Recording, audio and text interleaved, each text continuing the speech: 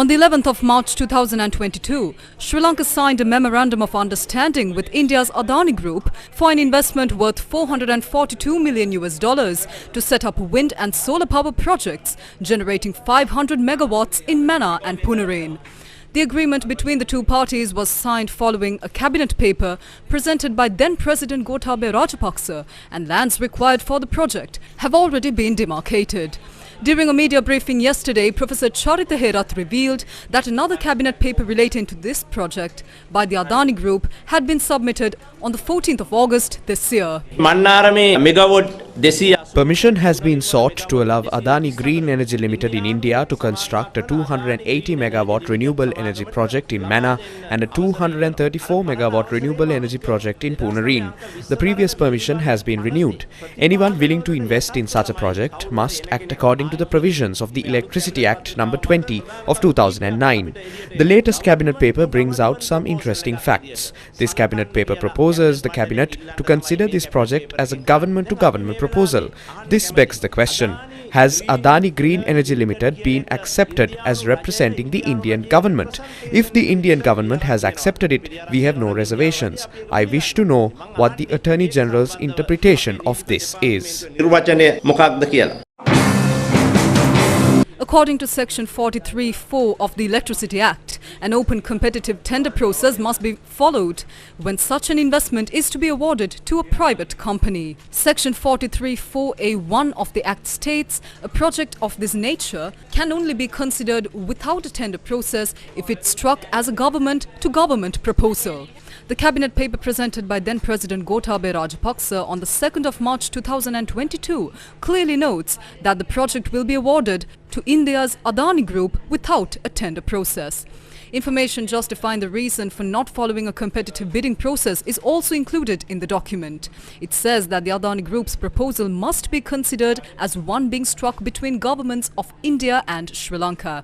But the Adani Group is not one which is owned by the Indian government. Instead, its owner is well-known business tycoon Gautam Adani.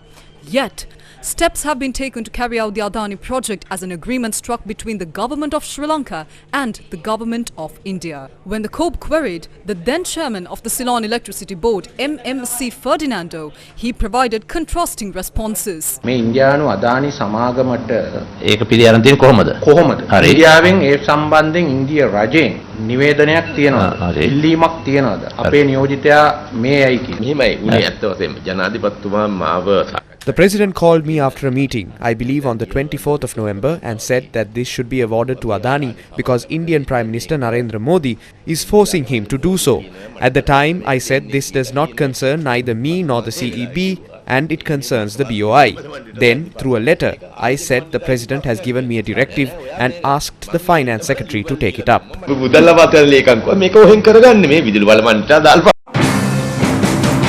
The contentious statement made by the former chairman of the CEB was later rejected by former President Gotabaya Rajapaksa. Later, the former chairman revoked the statement he made at the COPE and also resigned from his post. I did not have that letter with me. I did not remember it either.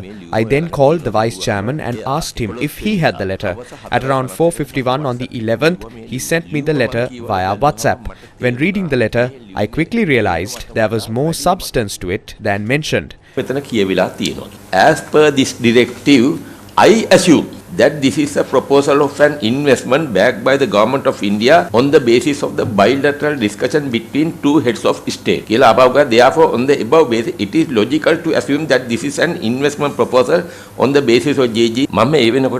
At that time, I was facing some serious issues. One was my sister's husband had died and I was burdened by it. My wife was also ill. The latest cabinet paper highlighted by Professor Charita Herath yesterday sheds further light on this agreement.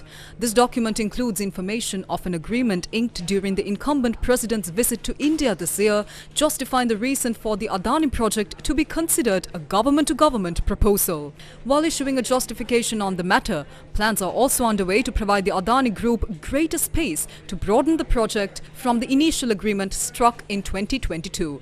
Professor Charita Herath, speaking on the matter yesterday, yesterday said that plans are afoot to allow the Adani Group to construct a transmission line disregarding a tender process. Transmission lines in the country can only be owned by the CEB. There is another serious aspect to this. No private company can handle transmissions. But now we can see an attempt by the minister to provide the construction of the transmission line to the private company. Permission has been sought to construct a 400 megawatt transmission line spanning 82.8 kilometers from Kilinochchi to the Habarana grid and the 46 kilometer transmission line of 220 megawatts from Punari to Kilinochchi. The minister needs to clarify this. We have a right to question these. The president is one who was not elected by the people. Parliament is criticized by the people constantly. At a time like this, when such dubious transactions are done, the country needs to be made aware of them.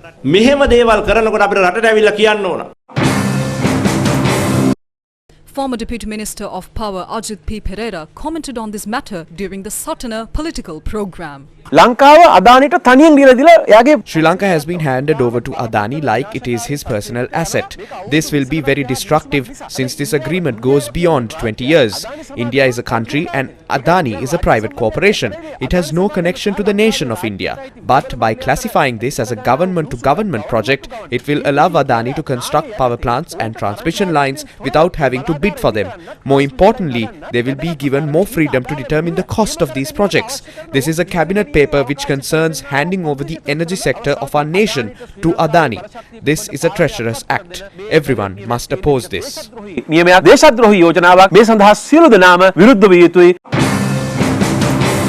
What Sri Lanka is set to lose out on by allowing the Adani Group to establish renewable energy projects and power transmission lines in this manner is its energy sovereignty. This matter is further accentuated through a recent World Bank report. The report identifies Sri Lanka's locational offshore wind potential to be 56,000 megawatts. For the first wind turbines that would be installed in Sri Lankan waters, the roadmap identifies two large areas in the Gulf of Mannar and Mannar Islands, as well as locations close to Puttlam. Mannar has already been handed over to the Adani Group for a wind power project to be constructed. News First questioned the State Minister of Power and Energy Indi Kanurudda on this matter. He said that this proposal will be directed to the Public Utilities Commission and advice of the Attorney General will be sought thereafter. He went on to note that a decision is yet to be made on the particulars of how this project will be handed over to the Adani Group.